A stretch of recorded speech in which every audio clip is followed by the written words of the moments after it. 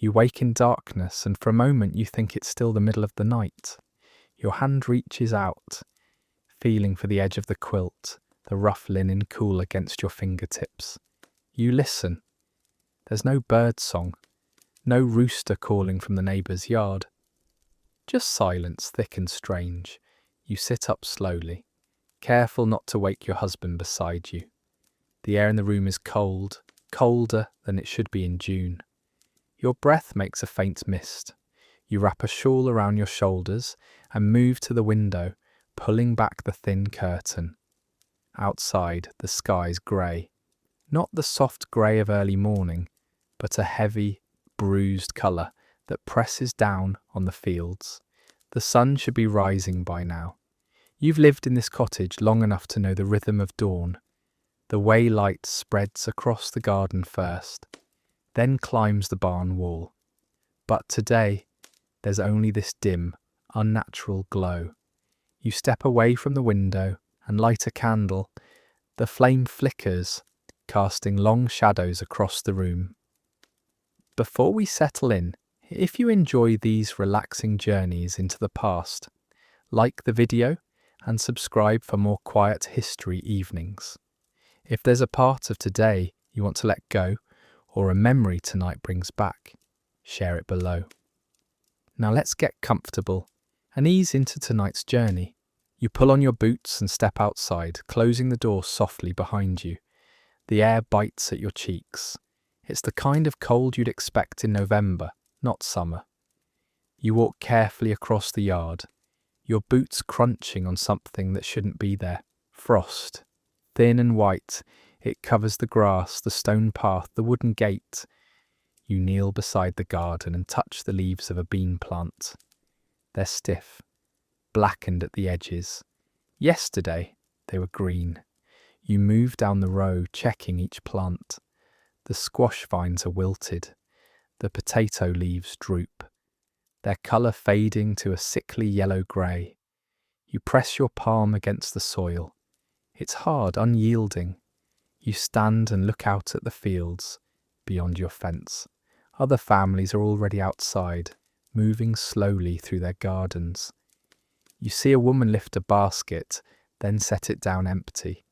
A man crouches near his corn, pulling at the stalks. No one speaks. The silence feels like a weight. You remember planting these seeds in April.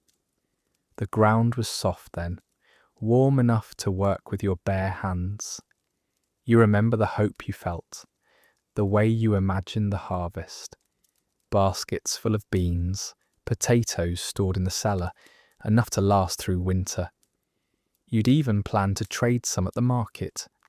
Now you look at the ruined plants and feel something tighten in your chest. Not panic, not yet. Just a quiet, growing worry. You walk to the well at the edge of the yard and draw up a bucket of water. The rope is rough against your palms. You pour the water slowly over the bean plants, even though you know it won't help. The frost has already done its damage, but you pour anyway because it's all you can think to do. The sky doesn't change. The grey stays thick and low, like a ceiling pressing down. You glance toward the road. A neighbour passes, pulling a cart. He nods but doesn't stop. His face is tight, drawn. You think about the stories your mother told you, years when the crops failed, when families had to make hard choices. You never thought you'd see it yourself. But here it is, written in frost and blackened leaves. You wrap your shawl tighter and turn back toward the house. Your husband will be awake soon. You'll need to talk about what to do next, whether to replant, whether there's time, whether the cold will pass. But for now, you stand in the garden, watching the grey light, feeling the cold seep through your clothes. You touch the bean plant one more time. The leaf crumbles slightly under your fingers. You let it fall and walk back inside, carrying the silence with you. Inside, the fire is already burning. Your husband fed it before you woke, adding logs from the dwindling pile beside the hearth. The flames cast orange light across the stone floor, and you move toward them instinctively, holding your hands out to the warmth. The heat touches your palms first, then spreads up your wrists. You flex your fingers, feeling the stiffness ease. Your skin tingles as the cold releases its grip. You stand there longer than usual, letting the fire do its work, watching the flames dance behind the iron grate. Your husband sits at the table, mending a leather strap. He looks up when you enter, and you see the question in his eyes. You answer without words, letting your face carry what you saw in the garden. You move to the hearth and add another log. The wood is dry, seasoned last autumn, when the world still made sense. It catches quickly, and the fire grows brighter. You watch the bark curl and blacken, small flames licking up the sides. The heat intensifies, pushing back against the cold that wants to creep through every crack in the walls. This fire has burned every day since May. At first you thought it was temporary, a strange cold snap that would pass in a week. But the weeks turned into a month, and the month stretched on, and now it's June. And you're still feeding logs into the flames like it's the dead of winter. You think about the wood supply. The pile beside the hearth is half what it was. The larger stack outside, under the lean-to, is shrinking too. You'd planned to cut more in autumn, when the work slowed and the days cooled naturally. Now you're burning through wood that was meant to last until next spring. Your husband sets down the leather and joins you by the fire. He doesn't say anything, just stands close, his shoulder touching yours. The contact is small but steady, a reminder that you're not facing this alone. The fire crackles and pops. A log shifts, sending up a small shower of sparks that rise into the chimney and disappear. The sound is familiar, comforting in its own way. As long as the fire burns, the cottage stays warm. As long as the cottage stays warm, you can think clearly, plan and figure out what comes next. You remember your grandmother's stories about the hard years, times when families had to burn furniture to stay warm, when they wrapped themselves in every piece of cloth they owned and still shivered through the nights. You'd always thought those stories belonged to the past, to a time before yours. But standing here, watching the flames eat through wood you can't easily replace, you wonder if those times are closer than you thought. Your husband moves to the wood pile and silently counts the logs. You watch the quiet tally in the set of his shoulders, in the way his hand pauses once, then continues. You don't ask what number he reaches. You don't want to hear it named. Instead, you turn back to the fire and hold your hands out again, soaking in the warmth while it lasts. The flames leap and curl, bright and alive, the only summer you have left. You watch them burn and tell yourself that as long as you can keep this fire going, everything else can wait. The cold presses against the windows. The grey light seeps through the cracks. But here, in this small circle of warmth, you're safe. For now, that has to be enough. Your husband suggests going to the village. Someone needs to know how bad the frost was, whether other gardens survived, and whether there's news from the neighbouring farms. You nod, pulling your heaviest shawl from its peg by the door. The wool is thick and scratchy against your neck, but you're grateful for it. The path to the village is barely visible in the grey light. You've walked it 1,000 times, know every rut and stone, but today it feels unfamiliar. The grass on either side is flattened and brown, touched by frost that never lifted. Your boots crunch on ground that should be soft. You pass the miller's cottage first. Their garden looks like yours, blackened plants, wilted vines, the promise of harvest destroyed in a single night. Mrs. Miller stands at her fence, staring at the ruin. She doesn't look up as you pass. Her face is still, carved from stone. Further along, you see old Thomas sitting on his step, a blanket wrapped around his shoulders, despite the hour. He's usually in his field by now, working the rows with steady patience. Today he just sits, watching the grey sky, as if waiting for an answer that won't come. The village square is quieter than it should be. A few people stand in small clusters, speaking in low voices. Their breath makes clouds in the cold air. You recognise most of them. Neighbours you've known for years, people you've celebrated harvests with, shared bread with, helped through hard times.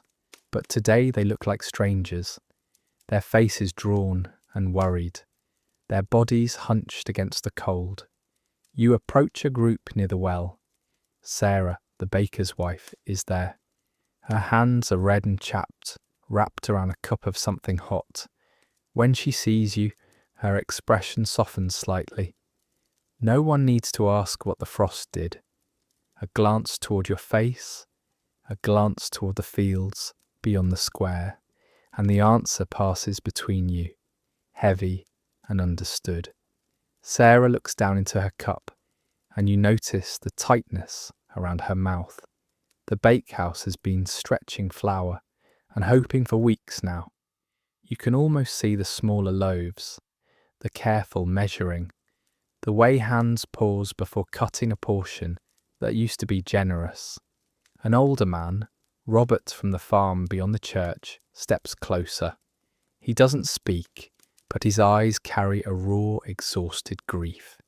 You think of barn doors opened at dawn, of small bodies gone still in straw, of the shock of finding winter where no winter should live. The image settles over the group like snow. The cold is bigger than any of you, stranger than any story, more persistent than any winter you've known. It makes your neighbours look older in a single season. It turns faces inward. It pulls voices down into the throat until speech feels like waste. A woman from one of the outer farms stands with her arms wrapped around herself, her gaze drifting toward the road as if she expects summer to come walking in from the distance. Her eyes shined with unshed tears, and you think of children asking the same questions at many hearths, questions no one can answer. Sarah reaches out and briefly touches the woman's arm. The gesture is small but deliberate, a reminder that you're all in this together. That isolation won't help anyone survive. The village elder, a man named Edmund with a white beard and eyes that have seen 70 winters, approaches the group. He moves slowly, leaning on a carved walking stick. He doesn't raise his voice, he doesn't need to. He makes a slow circle of the faces gathered there, measuring what he sees, and then you all begin to nod, one by one, as if the decision forms in the air before anyone puts words to it. Tomorrow you will meet. Tomorrow you will count what's left. The plan is simple and practical. It won't bring back the sun or fix the ruined crops, but it's something. A way forward, however uncertain. The group begins to disperse slowly, people drifting back toward their homes, their farms, their own private worries. You start back along the path with your husband, walking side by side in silence. The grey presses down from above. The cold seeps up from below. But you're not alone. The village is still here. Your neighbours are still here. That knowledge feels fragile but real, a thin thread connecting you all through the darkness. When you reach your cottage, the smoke from your chimney is a welcome sight, proof that the fire still burns, that warmth still exists somewhere in this frozen world. The morning fades into something that can't quite be called afternoon. The grey outside doesn't shift or brighten. It simply continues, unchanging, like the sky forgot how to move. You're like the lanterns even though your body tells you it's midday. The cottage need the light. Without it, the rooms feel like caves. You set 3 lanterns on the table, small clay vessels filled with oil, their wicks trimmed short to make the fuel last. The flames are tiny, barely larger than your thumbnail, but together they push back enough shadow to see clearly. The light they cast is warm and golden, softer than candlelight, and it pools on the wooden surface in gentle circles. Your husband brings the pot from the hearth and sets it between the lanterns. Steam rises from the porridge inside, curling up into the dim air. The smell is plain, oats and water, nothing more. The grain barrel in the corner is half empty now. Every meal is measured carefully, stretched as far as it will go. You ladle the porridge into wooden bowls, scraping the spoon against the pot's bottom to get every bit. The portions are smaller than they were last week. No one mentions it. Your daughter sits across from you, her hands wrapped around her bowl, seeking its warmth. She's gotten thinner. You all have. The cold burns through your body faster than food can replace it. You eat slowly, making each spoonful last. The porridge is hot against your tongue, thick and filling in a way that tricks your stomach into feeling satisfied. You focus on the texture, the way it coats your mouth, the warmth that slides down into your chest. Around the table, your family does the same, silent, deliberate, making the meal into something more than just eating. The lantern flames stand perfectly still. There's no draft in here, no movement of air. The cottage is sealed tight against the cold outside, and the stillness makes everything feel suspended, like you're all holding your breath together. Your daughter finishes first and sets her spoon down carefully. She doesn't ask for more. She's learnt not to. Instead, she looks at the lanterns, watching the flames with quiet fascination. The light reflects in her eyes, turning them amber. Then she looks up at you, searching your face the way children do when the world shifts and they need an adult to name what's happening. The question sits behind her eyes, unspoken but clear. You glance at your husband. He's staring into his bowl, his jaw tight. You both feel the same hollow place where answers should be. So you give her something else. You reach across the table and cover her small hand with yours. Your husband lifts his gaze and holds it for a moment, steady and calm, letting her see that she is not alone in this dim, cold day. The 3 of you stay like that, linked by touch and quiet attention, until her shoulders loosen again. You wonder what she's thinking, whether she remembers what real summer feels like, or if this grey cold is becoming her normal. You collect the empty bowls and stack them beside the basin. The porridge pot still has a thin film clinging to its sides. You'll scrape it out later, add water, and make it stretch into one more meal. Nothing can be wasted now. Every grain, every drop of oil, every scrap of wood matters. The lanterns continue to burn, their small flames steady and patient. Outside, the grey presses against the windows. But here, in this circle of golden light, you sit together and pretend that warmth is enough. You finish eating and sit back, feeling the porridge settle warm in your stomach. The bowls are cleared and stacked beside the basin, where they'll wait for washing. The table is wiped clean with a damp cloth that smells faintly of wood smoke and lye soap. Your hands are still cold despite the meal, despite the fire burning steadily behind you. You reach for the mending basket, a wide, shallow thing woven from willow branches years ago. It sits in the corner by the hearth, always full, no matter how many hours you spend emptying it. Today it overflows with torn shirts, worn stockings, and a skirt with a split seam. Everything must last longer now. There's no money for new clothes, no certainty that the merchants will have any to sell, even if you had coin to spend. You pull out a shirt first, your husband's work shirt, the one he wears in the garden. The fabric is thin from years of washing, soft as skin in places, and there's a long tear along the shoulder seam where it caught on a fence post. You hold it up to the lantern light to examine the damage. The edges are frayed, the threads pulled loose and tangled. You thread a needle carefully, holding it close to the flame so you can see the eye clearly. The metal gleams gold in the light. The thread is coarse and grey, spun from wool you carded yourself last winter. It slides through on the third try, and you tie a small knot at the end, pulling it tight between your teeth. The first stitch pulls the torn edges together. You work slowly, methodically, your fingers finding their rhythm. Push the needle through, pull the thread tight, push through again. The motion is automatic, something your hands have done thousands of times. The needle moves in and out, closing the wound in the fabric like healing flesh. Your daughter sits across from you, working on a smaller piece, a stocking with a hole worn through the heel.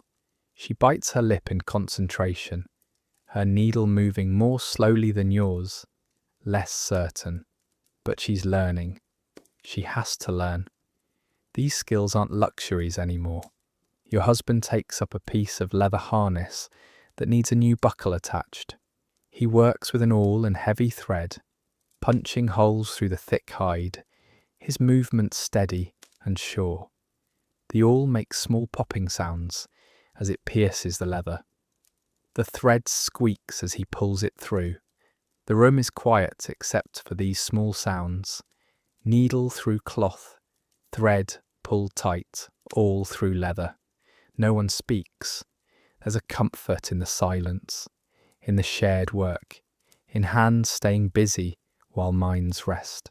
The lantern flames cast your shadows large against the stone walls, and you watch them move as you work.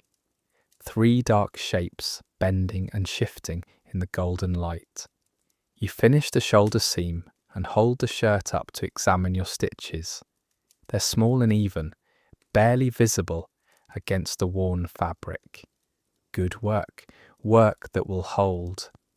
You fold the shirt carefully and set it aside, then reach for the next piece in the basket. The mending continues. The lanterns burn lower. Outside, the grey deepens towards something darker, though you can't call it evening yet. Time moves strangely in this sunless world. But here, with needle and thread and the steady rhythm of repair, you create your own sense of order. Stitch by stitch, you hold things together. Your husband sets down his work and stands, stretching his back. He looks toward the door, then toward the barn beyond it, and you see the thought pass through him as clearly as if he'd spoken it. You nod. The animals haven't been tended since morning, and the cold affects them as much as it affects you, maybe more. You set aside your mending and reach for a lantern, lifting it from the table with a familiar, practiced care. He waits at your side while you trim the wick, while you steady the flame, while you pull your shawl tight at the throat. In this strange, cold world, no one goes anywhere alone if they can help it. You step out into the yard together. The temperature has dropped further as the grey afternoon slides toward whatever passes for evening. Your breath comes out in thick clouds that hang in the air before slowly dissipating. The lantern casts a small circle of golden light around your feet, barely enough to see by, but it's better than nothing. The barn is only 20 paces from the cottage, but it feels farther tonight. The darkness seems to press in from all sides, making distances uncertain. Your boots crunch on frost-covered ground, and you can hear your husband's breathing beside you. See his shape moving through the shadows. The barn door is heavy, swollen from the unusual humidity that comes with the unnatural cold. Your husband has to put his shoulder against it to force it open. The hinges groan, protesting the movement. The sound echoes in the empty yard, loud and lonely. Inside, the barn is somehow darker than outside, as if the building itself is holding on to shadows. You raise the lantern, and the light spreads slowly, revealing familiar shapes. The cow's stall, the pile of hay in the corner, the tools hanging on the wall, the empty chicken roosts. The cow shifts in her stall, turning her large head toward the light. Her eyes catch the lantern glow and shine back at you, patient and resigned. She's a good cow, has been with your family for 5 years, and has produced milk faithfully even through the hardest winters. But now you can see her ribs showing through her hide, the hollows above her eyes more pronounced than they should be. Your husband moves to her side, running his hand along her flank. She's cold to the touch, her coat rough and dull. He checks her water bucket. It's half frozen, a thin layer of ice forming across the surface. He breaks it with his fist, and the sound cracks through the quiet barn. She needs more hay, he says, his voice tight with worry. You know what he's thinking. The hay supply is already lower than it should be. You've been feeding her extra to help her body fight the cold, to keep her producing milk for your daughter. But at this rate, the hay won't last until any kind of harvest comes, won't last until grass grows again in fields that should already be green. Together, you fork fresh hay into her manger. The cow lowers her head and begins to eat slowly, methodically. Her jaw works in a steady rhythm, and you find the sound comforting. As long as she eats, she lives. As long as she lives, you have milk. You move to the chicken roosts next, though you already know what you'll find. The chickens stopped laying 2 weeks ago, confused by the absence of warmth and light. They huddle together in the boxes you filled with extra straw, their feathers fluffed against the cold, their heads tucked under their wings. You count them quickly, all present, all alive, but listless and quiet. Your husband checks the barn walls, looking for gaps where cold air might be seeping through. He finds a crack between 2 boards and stuffs it with straw, packing it tight. Every small improvement matters. Every degree of warmth preserved could mean the difference between survival and non-survival. The barn cat appears from the shadows, rubbing against your legs. She's thin too, her backbone visible under her fur. The mice have been harder to catch in the cold, and the kitchen scraps you usually save for her have dwindled to nothing. You bend down and scratch behind her ears, feeling the fragile skull beneath the fur. She purrs anyway, grateful for the attention, for any small kindness in this difficult time. You stand there for a moment, the lantern held high, looking around at what you're trying to protect. The cow, the chickens, the cat. These animals depend on you completely. They can't gather their own food, build their own shelter, or make their own warmth. If you fail them, they die. It's that simple and that heavy. Your husband meets your eyes across the lantern light. His face is shadowed but determined. He doesn't speak. He simply holds your gaze, and in that steady look you feel the shape of his promise, the kind made without sound, made with the set of his jaw, and the way his hands keep working, even when fear tries to stop them. You nod, wanting to believe, choosing to believe, because the alternative is unbearable. Together, you leave the barn, pulling the heavy door closed behind you. The cold rushes in immediately. reclaiming the space you temporarily warmed with your presence and your lantern. You hurry back across the yard, moving quickly now, eager to return to the cottage, to the fire, to the small pocket of warmth you've created and defended against the impossible cold. The barn behind you settles into darkness. Inside, the cow chews her hay. The chickens sleep. The cat hunts. Life continues, stubborn and patient, waiting for a sun that might never rise. The afternoon fades into something darker. Not evening. There's no golden hour here, no soft light painting the walls. Just a deepening of the grey, a thickening of the shadows that makes the lantern flames seem brighter by contrast. You feel the change before you see it, a shift in the air that touches your skin like cold water. The temperature inside the cottage begins to drop. It's subtle at first, barely noticeable, while you're focused on your mending. But then you set down your needle, and the stillness lets you feel it.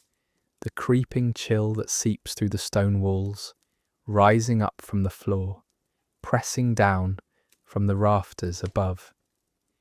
You stand and move to the window, your mending forgotten on the table behind you. The glass is cold when you touch it, cold enough to make you pull your hand back quickly. Frost is forming on the inside of the pane, delicate crystals spreading outward from the corners, creating patterns like tiny ferns and flowers, beautiful and terrible at the same time. Frost inside the house.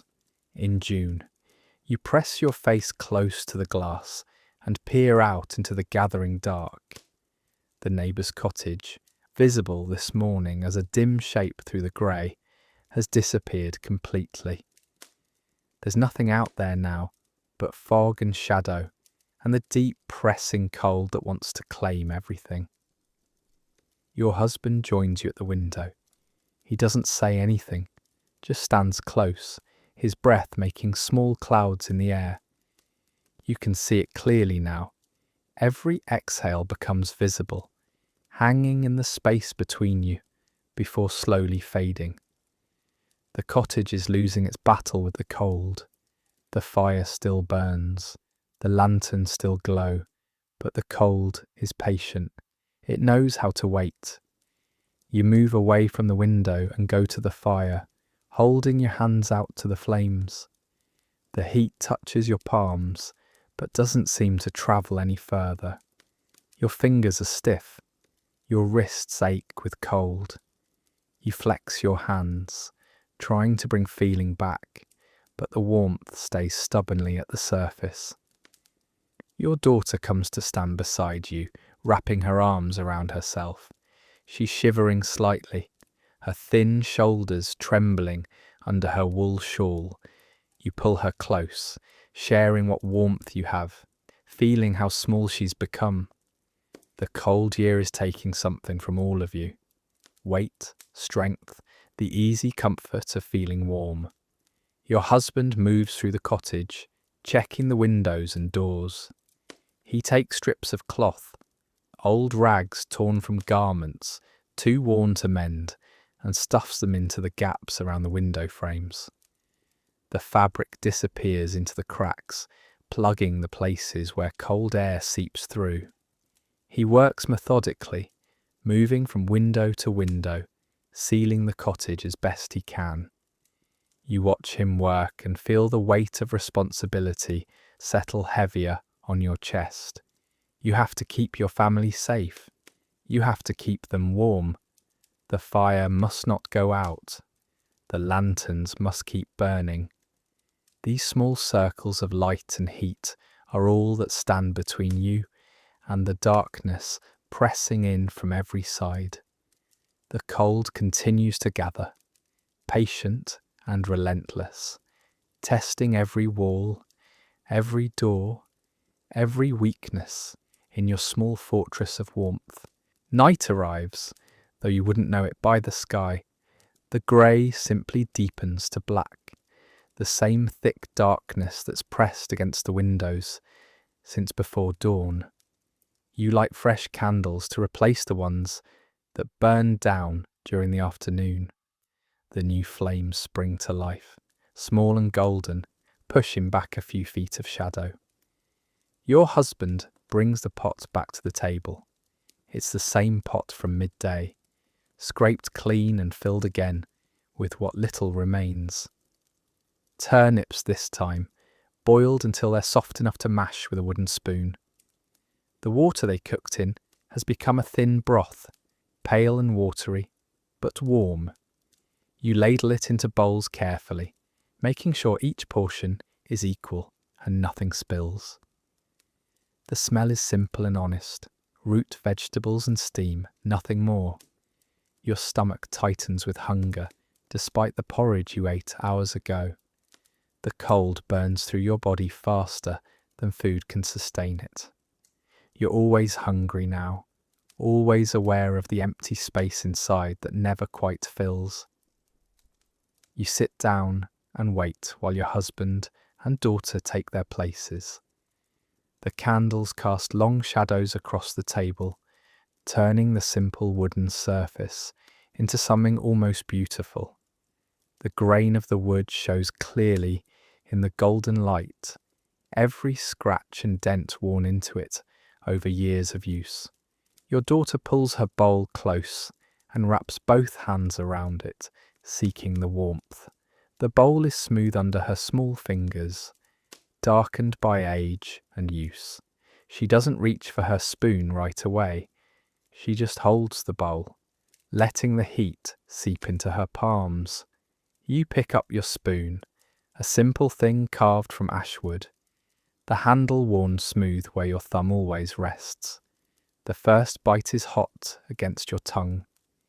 You taste the turnip, slightly sweet, slightly bitter, the texture soft and yielding. The warmth slides down into your stomach and spreads outward, a small comfort in the cold room. Around the table, your family eats in silence. The only sounds are the soft scrape of wooden spoons against wooden bowls and the occasional pop from the fire behind you. No one asks for more. No one complains about the meagre portions. You've all learned to be grateful for what's there. The candlelight catches on your husband's face, highlighting the new hollows beneath his cheekbones. The way his jaw has become more pronounced. He's lost weight too. You all have. The cold year is carving you down, taking everything extra, leaving only what's essential. Your daughter finishes first and sets her spoon down carefully. She looks at you with tired eyes that seem older than they should be. You want to say something reassuring, something that will lift the weight pressing down on this small room. But the words don't come. Instead, you reach across and touch her hand briefly. Her skin is warm from holding the bowl. The meal ends. You scrape the last of the broth from your bowl and swallow it slowly, making it last. The warmth in your stomach is real but temporary. In an hour, you'll be cold again. But for now, in this moment, you have this. Warm food, candlelight, and the presence of people you love, sitting close in the darkness. Your husband collects the bowls and stacks them beside the basin. Tomorrow you'll figure out what comes next. Tonight, you have enough. The bowls are cleared, the table wiped clean. Your husband adds another log to the fire, and the flames leap up, casting dancing shadows across the stone walls. This is the hour when stories come, a tradition older than memory, passed down through generations of long, dark evenings. Your daughter settles on the floor near the hearth, her back against your legs, her face turned toward the flames. She's waiting. She knows what comes next. Your husband takes his chair, setting aside the leather work that never seems to finish. The cottage seems to lean in, listening, the very walls holding their breath. You begin slowly, your voice low and gentle, letting the words find their own rhythm. You tell her about the summer when you were young, when the heat was so fierce you could barely stand to work past noon. You describe the weight of the sun on your shoulders, the way the air shimmered above the wheat fields, how the creek ran cool and clear, and you'd wade in up to your knees just to feel something other than that relentless, beautiful warmth. Your daughter's eyes are wide, reflecting the firelight. She's heard this story before, but she never tires of it. Real summer has become almost mythical to her, something from another world, something that might never return. You tell her about harvest festivals, about tables laden with food, about dancing in the village square, under stars so bright they seemed close enough to touch. You describe the smell of fresh bread, baking in outdoor ovens, the taste of ripe strawberries still warm from the sun, the sound of laughter echoing off the stone buildings as the whole community celebrated abundance. Your husband adds his own memories. He speaks of his father's hayfield, how the grass grew taller than a man and swayed in the breeze like waves on a golden ocean. He describes the work of haying, hot, exhausting work that left your muscles aching and your skin burned, but honest work, good work, work that meant full bellies come winter. He tells her about the day he proposed to you, how he'd walked 3 miles in the summer heat carrying wildflowers that wilted before he arrived, how nervous he'd been, how his hand shook when he held them out to you. Your daughter giggles at this, trying to imagine her father young and uncertain. The stories weave together, building a world that feels both impossibly distant and achingly close. You can almost smell the flowers. You can almost feel the sun. For these few moments, the cold retreats, the grey lifts, the cottage fills with remembered light. Your daughter asks questions. What did the strawberries taste like? How hot was the sun really? Did you truly dance until midnight? You answer each one patiently, painting pictures with your words, giving us something to hold on to, hope perhaps, or simply the knowledge that the world was not always this way. The fire pops loudly, sending sparks up the chimney, and you all pause to watch. The flames seem brighter now, more alive, as if they too are remembering warmth. Your daughter yawns, her eyelids growing heavy. The stories have done their work, carrying her mind away from the cold, away from hunger, into a world where summer was real and would be real again. Your daughter's eyes close slowly, her breathing deepening into the rhythm of sleep. You let her rest there a moment longer, her head heavy against your knee, before gently rousing her. She stirs, blinking slowly, her face flushed from the fire's heat.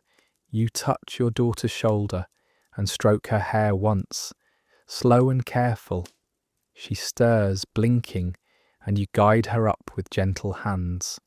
Your husband lifts her carefully, cradling her against his chest as he carries her toward the back room. Her arms wrap loosely around his neck, her head resting on his shoulder. You watch them disappear into the darkness beyond the firelight, their shapes dissolving into shadow. You stand and begin the nightly routine, the small tasks that must be done before sleep can come. First, the fire. You bank it carefully, pushing the burning logs together so they'll hold their heat through the night. You add one more piece of wood, not too large, just enough to keep the coals alive until morning. The flames settle into a steady glow, less dramatic than before, but dependable. You move through the cottage, checking the windows. One more time. The cloth strips your husband stuffed into the cracks are still in place, doing their small part to keep the cold at bay. Frost has spread further across the glass. creating elaborate patterns that catch the candlelight. You press your hand against the wall beside the window. The stone is ice cold, pulling warmth from your palm. The lanterns need tending. You trim the wicks carefully, using small scissors kept on the mantel for this purpose. The metal is cold in your hands. You adjust each flame, making them smaller to conserve oil. The light dims slightly, but it's enough. You'll leave one burning through the night, a small beacon, in case someone wakes and needs to find their way in the darkness. You fill a clay jug with water from the bucket near the door and set it by the hearth where it won't freeze. In the morning, you'll need water for washing, cooking, and drinking. Everything must be prepared the night before. Nothing can be taken for granted anymore. Your husband returns from settling your daughter in bed. Together, you move through the final preparations without speaking. He checks the door latch to make sure it's secure. You gather the blankets from the chest, heavy wool blankets woven years ago, their weight both comforting and necessary. He wraps one around his shoulders. You do the same. You blow out 2 of the 3 candles, leaving only one burning on the table. The darkness rushes in immediately, pressing close. The single flame seems impossibly small against it, but it holds steady. You stand together in that small circle of light, listening to the silence of the cottage settling for the night. The fire crackles softly behind you. The wind, absent all day, begins to stir outside, a low moan that slides around the corners of the cottage, testing the walls, searching for entry. Your husband's hand finds yours in the darkness. His fingers are cold but strong. He squeezes once, a small question made in touch instead of words. You squeeze back, the answer simple and certain. Together, you walk toward the bedroom, leaving the last candle burning on the table. A small light to guide you back if the night grows too dark to bear. The bedroom is darker than the main room, farther from the fire's reach. You step through the doorway and feel the temperature drop immediately, a wall of cold air that wraps around you like water. Your breath comes out in visible clouds, thick and white in the darkness. Your husband moves ahead of you, carrying the single candle. The flame gutters in the draught, nearly going out, then steadies. The light it casts is weak, barely enough to see the outline of the bed against the far wall, the wooden chest at its foot, the small window covered with a heavy curtain. The bed itself looks uninviting, a flat expanse of darkness, with blankets piled high in the centre. During summer, real summer, you'd sleep with just a sheet, the window open to let in the night breeze. Now the window stays shuttered, the curtain drawn, and still the cold finds its way inside. You move to your side of the bed and begin the careful process of preparing for sleep. First you remove your outer shawl, folding it and laying it across the foot of the bed where you can reach it quickly if needed. Your dress stays on. You sleep fully clothed now, have done so since May. Removing clothes means exposing skin to air so cold it hurts. Your husband does the same on his side, his movements efficient and practiced. He sets the candle on the small table beside the bed, and in its light you can see your breath continuing to cloud the air. The cold is so present it feels like another person in the room, silent and patient, waiting for the candle to go out. You pull back the layers of blankets, 3 heavy wool blankets, and a quilt your mother made years ago. The fabric is stiff, cold, and resistant to movement. You slide between the layers quickly, gasping slightly as the icy sheets touch your legs through your dress. The cold is shocking, aggressive, like lying down in snow. Your husband climbs in beside you, and together you pull the blankets up high, tucking them tight around your shoulders, creating a small cave of fabric and body heat. For several long minutes, you lie perfectly still, waiting for warmth to come. It doesn't, not at first. The cold radiates up from the mattress below, presses down from the air above, and seeps in from every direction. You curl onto your side, drawing your knees up toward your chest, making yourself as small as possible. Your husband moves closer, and you feel his warmth against your back, the first real warmth since leaving the fire. You press back against him, and he wraps an arm around you, sharing what heat his body can generate. Slowly, impossibly slowly, the space between the blankets begins to warm. Not warm like summer, not even warm like a proper winter bed with hot stones wrapped in cloth. Just a little less cold, bearable, enough to stop the shivering that's been building in your muscles. Your husband reaches out and extinguishes the candle. Darkness falls complete and absolute. You can't see your hand in front of your face. You can't see the ceiling above or the walls around you. There's only the darkness, the cold, and the small pocket of almost warmth you've created together beneath the blankets. You close your eyes, though it makes no difference in the blackness, and wait for sleep to come. You lie in the darkness and listen. Sleep hasn't come yet, though your body aches for it. Instead, you're aware of every sound, every small noise that breaks the silence of the cold bedroom. First, there's your own breathing, steady and controlled, each exhale creating a small cloud you can't see but can feel dissipating against a blanket pulled up near your face. Beside you, your husband breathes deeper, slower, the rhythm of someone closer to sleep than you are. The sounds blend together, creating a quiet pattern in the darkness. From the main room, you hear the fire settling. A log shifts in the hearth, sending up a soft shower of sparks you can't see but can imagine clearly. Orange embers rising into the chimney's darkness before winking out. The coals crackle and pop, speaking their own language. As long as you can hear those sounds, you know the fire still lives. As long as the fire lives, the cottage stays warm enough to survive the night. The wind has picked up outside. You hear it moving around the cottage, a low moan that rises and falls like breathing. It finds the corners of the building and wraps around them, testing the walls, searching for weaknesses.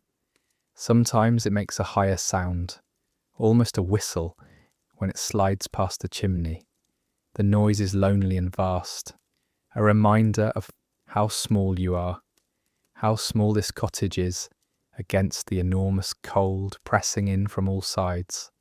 Something creaks in the rafters above, wood contracting in the cold, the beams settling under their burden of frost and darkness. The sound is sharp and sudden, making you tense for a moment before you recognize it. Just the house talking to itself, just the coal doing its work. You hear scratching near the wall, small claws on wood. Mice, probably, are seeking shelter from the cold, just like you. They've moved into the cottage walls, finding spaces between the stones, making nests from straw and cloth scraps. You should be angry about it, should worry about them getting into the grain barrel, but instead you feel a strange kinship. Everything alive is trying to survive this sunless year. Even the mice.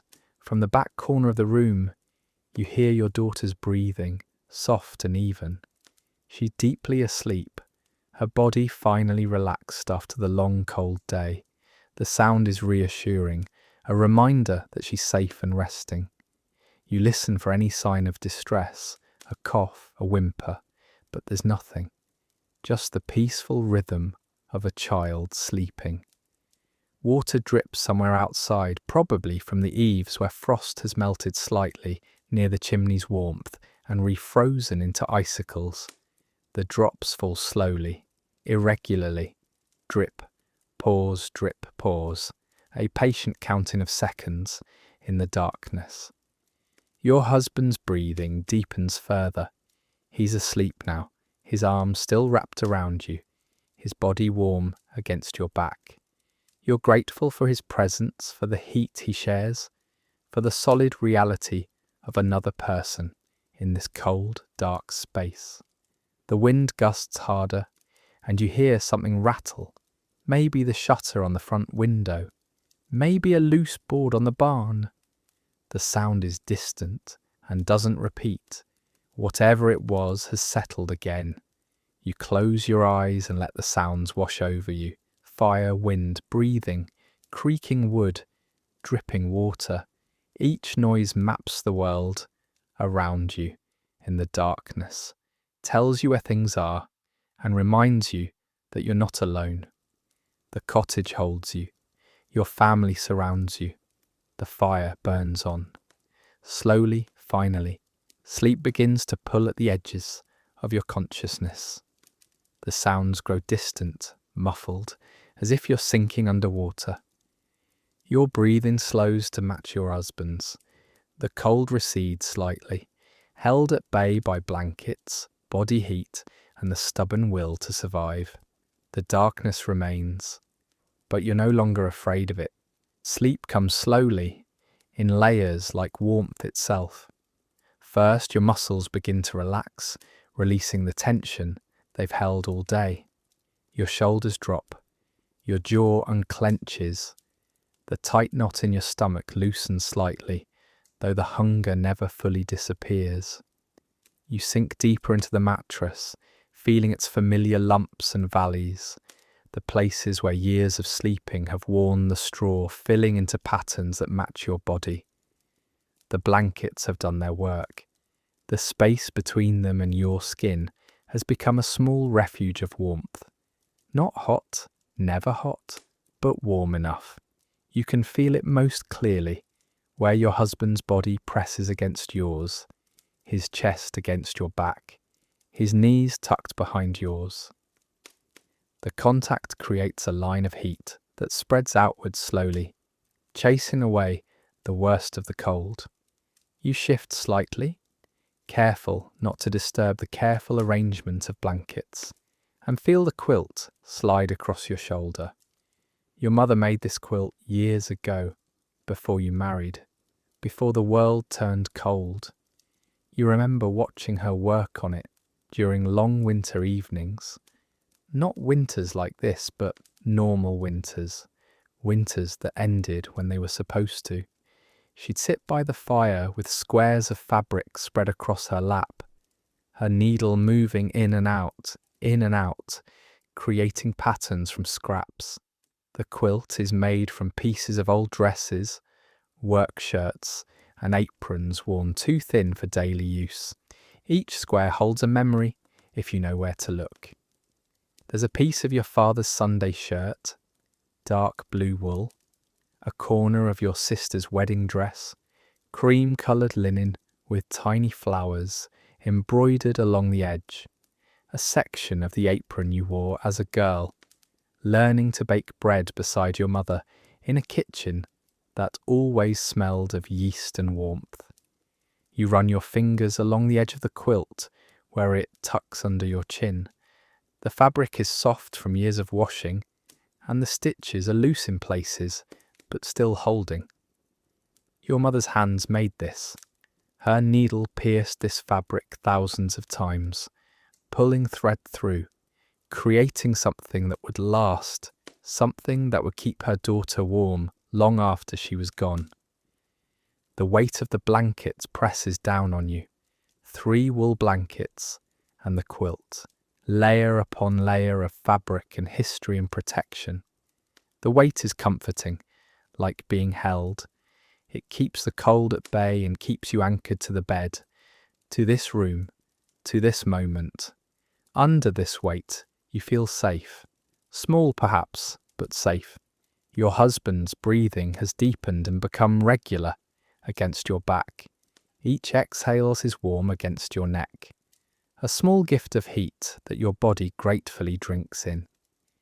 His arm tightens slightly around your waist, an unconscious gesture even in sleep, and you press your hand over his, feeling the rough calluses on his palm, the strength still present in his fingers, despite the hunger, despite the cold, despite everything.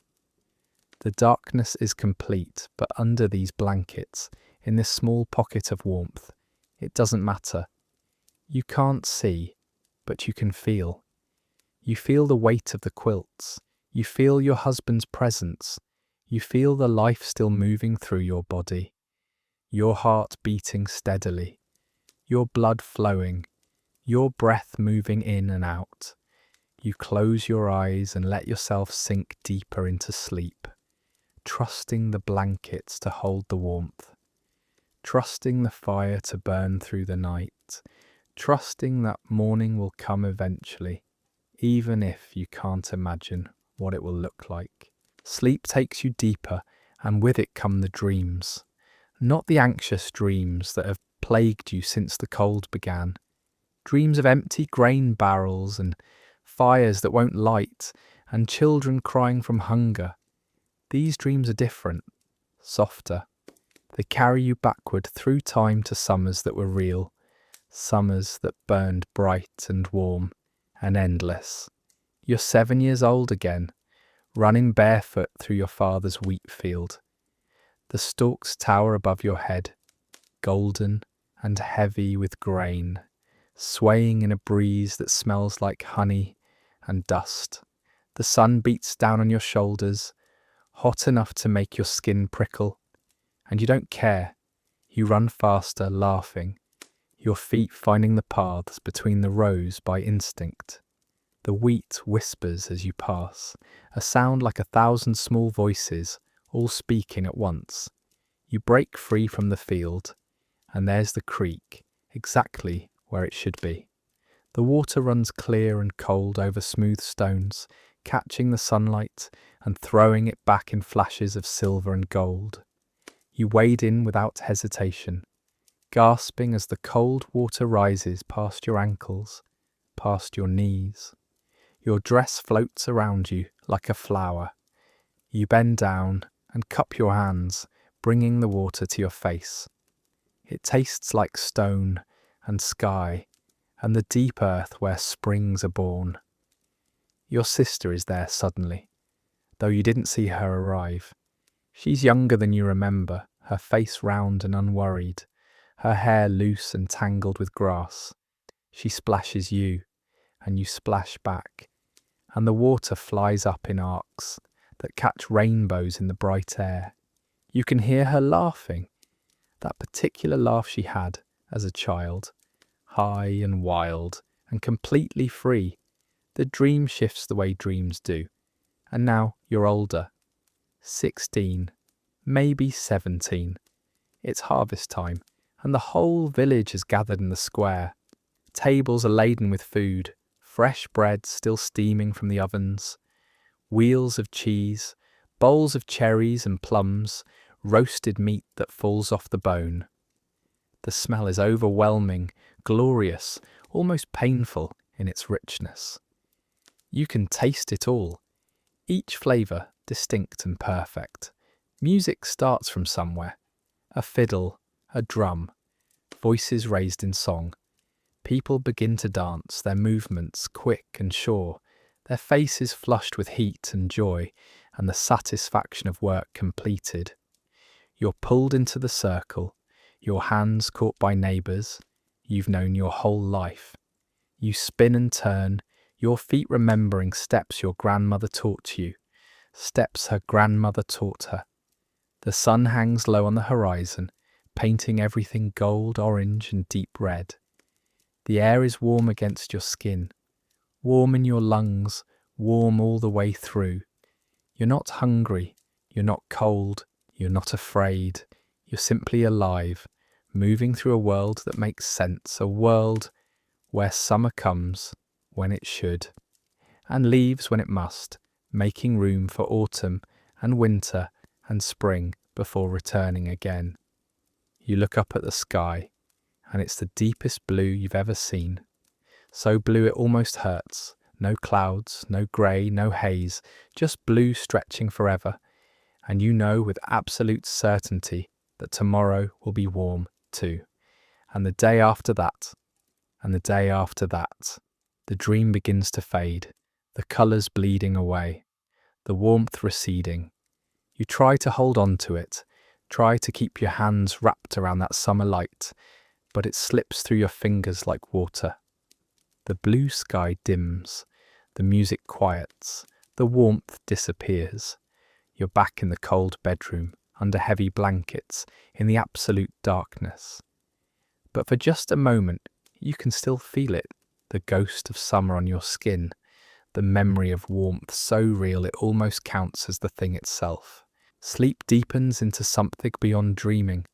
Your body finally lets go of its hold on waking, surrendering completely to rest. Your breathing slows until it's barely perceptible, each breath a quiet whisper in the darkness. Your heartbeat settles into its slowest rhythm, steady and patient, counting the hours until dawn. The cold is still there, pressing against the cottage walls, testing the shutters, sliding beneath the door. But here, in this cocoon of blankets and shared warmth, it cannot reach you. The quilts hold their ground. The wool blankets trap the heat your body creates. The small space between fabric and skin becomes its own world, separate from the frozen June night outside. Your muscles go completely slack. The tension you've carried in your shoulders for months dissolves. Your hands unfold from the fists they've been making unconsciously, your fingers spreading loose against the sheet. Your jaw releases. Even your eyelids, closed already, seem to soften further, as if sleep is smoothing away every last trace of effort. Time moves differently here in the deep rest. Minutes might be hours. Hours might be minutes. There's no way to measure, no way to know. The darkness is complete and timeless, stretching in all directions without boundary or end. You float in it, weightless, unburdened by the needs and fears that fill your waking hours. Somewhere in the cottage, the fire continues to burn. You can't hear it anymore, can't see its light, but you know it's there. The knowledge lives in your body, like instinct. As long as the fire burns, the cottage survives. As long as the cottage survives, your family endures. The chain of small certainties holds even in sleep. Your daughter sleeps in the corner, her breathing soft and even. Your husband sleeps beside you, his arm still draped across your waist, his warmth steady against your back. The three of you rest together in the darkness, separate bodies sharing one space, one night, one stubborn determination to see morning. The wind outside rises and falls, but you don't hear it. The mice scratch in the walls, but the sound doesn't reach you. The frost spreads across the windows, creating new patterns in the darkness, but your eyes are closed and your mind is far away, drifting through spaces where cold cannot follow. This is the gift of deep sleep. Not escape exactly, but reprieve.